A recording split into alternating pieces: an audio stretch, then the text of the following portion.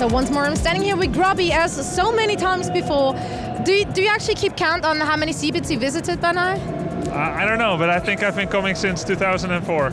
That's a very long time. Is it still exciting for you, as there are so many events out there and you've visited many of them several times? Do you still get excited about them?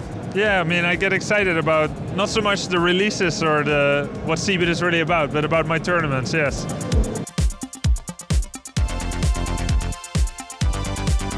You feeling confident going up against all those players, and it is not Wings of Liberty anymore, but Heart of the Swarm?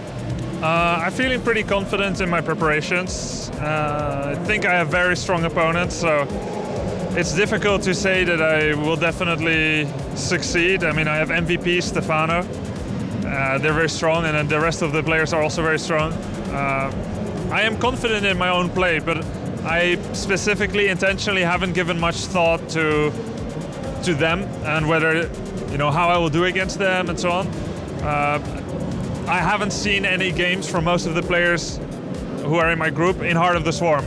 So the planning part has been very self-centered, not so much about them. So if I can play my own game and I can play well, then I think it shall go quite okay.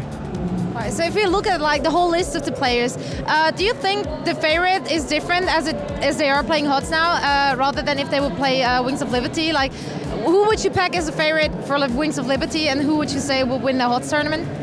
It's so hard to say.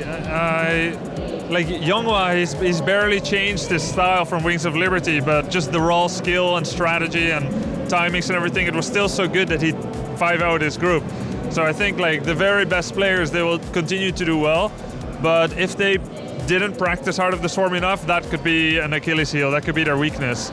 But it's not like it's a completely different game. You can still play roughly the same thing as before, or you can change it up a lot. It's pretty personal. And I think if anything, Heart of the Swarm offers a lot more options to everyone, but it doesn't mean the old options are necessarily bad. There's just a little bit of a different route in getting there. And more options, I think, is always very good, and I really like that part.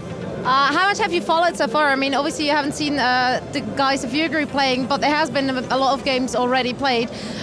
Was there anything which struck you as weird? Have there been weird strategies you've never seen before, as there haven't been that many HOTS tournaments out there yet?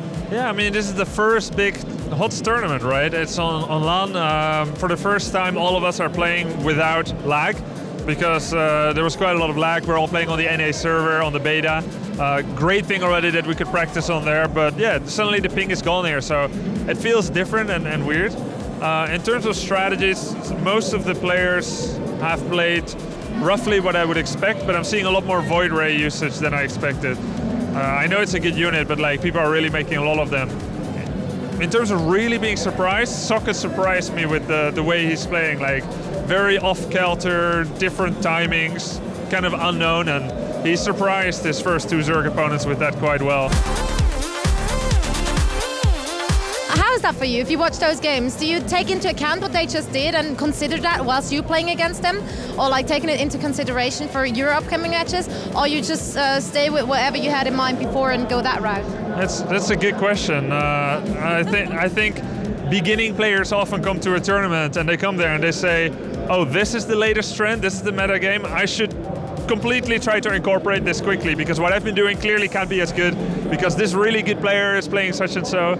I already got an idea 2 days ago when I was talking to some of the other Protoses that I had a very different view about how the matchups are being played, and I don't think it's necessarily worse.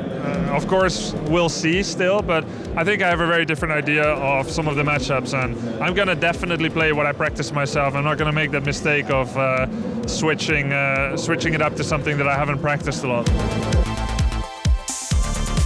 I had a real big blast, so much fun at the IEMs this season, IEM Singapore, Poland, and so on. Great experiences, and it was made possible thanks to my sponsor, BenQ. So big love to BenQ, thanks for all the fun memories at IEM. Thanks to all the fans who voted on me. in IEM Singapore, I won Sick Nerd Baller. I saw the hoodie that was created. It's being given to me at this event. Really cool. And I once again got reminded that it's because my fans voted for me, I got that. And I got some sick Intel hardware at home. I won a BenQ monitor. So thanks to everyone who voted for me. And thanks also to all my other fans. You guys are awesome. I'm going to do my best here to impress you guys here at this event.